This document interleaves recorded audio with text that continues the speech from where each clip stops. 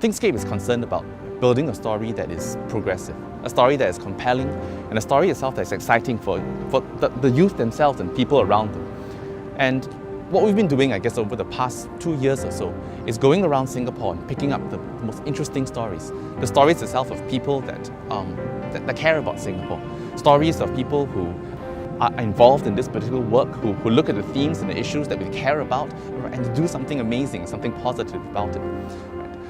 I began to look at this whole idea of environment. And some time back itself, we were looking at the idea of how Singaporeans began to just conceive or look at the whole idea of nature.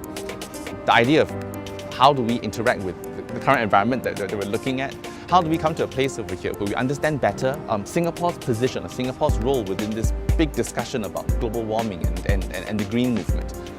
One of the most amazing facts that hit me was the idea that, proportionally speaking, Singapore was the most damaging country as far as the environment is concerned. Proportionally. One of the unique things itself that we have is the idea that we're a city-state. A small island state itself, 655 kilometers square.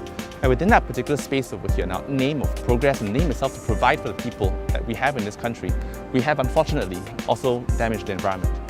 We've come to a place over here where we look at the environment, we have destroyed up to 95% of our primary rainforest, 87% of our biodiversity, and 60% of the marine and coral life that's around this particular island. And if you look at this, you think, wow, right, where can Singapore therefore stand in this whole environmental landscape? Where can we stand itself, right, to begin to say that we are here for the environment and for nature? But it comes to a place where we realize that Singapore is now at a juncture of growth that we are very concerned. And we're saying over here that it's the ability to build a story that I think is compelling, it's exciting, it's enrolling for people to come and say that, hey, we want to be a part of this. You're primarily going to go on a trail where you're going to learn about 6 key players, right, involved in the work for environment.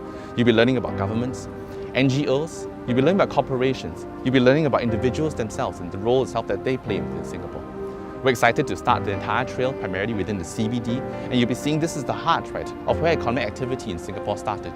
And we begin to move towards the civic district, up itself to areas of environment and leisure, and then we're moving itself right into the URA to see the grand master plan of how Singapore intends to take this country, right, as well as basically our environmental issues into the future. I think there are a few threads that are going around in this country. One particular thread is the idea that, what can Singapore do? It's a little dot in the middle of nowhere, or what can I do?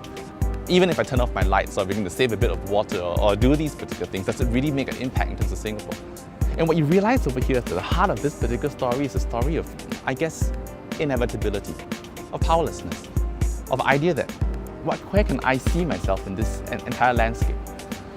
And I think about this and I think that if youth grew up with this particular story in their head, right, how does it serve our country? And how does it serve, I guess, the community in which we're living? One thing I would love you to begin to look at is your own story about the environment in Singapore. How do you see your role? And how do you see yourself positioned within this country, Singapore? And how do you see primarily your place within the region? And I'm asking you yourself to look at this particular trail as an opportunity by which to see this. To see what other people could be seeing, right? And to begin to pick up a story for yourself that is perhaps more encouraging, more exciting, and definitely more compelling than the one you have now.